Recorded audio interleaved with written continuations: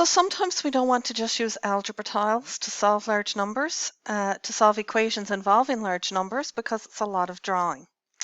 So we can do these algebraically instead. Remember, the goal is to get the variable on one side of the equation and the numbers on the other side of the equation.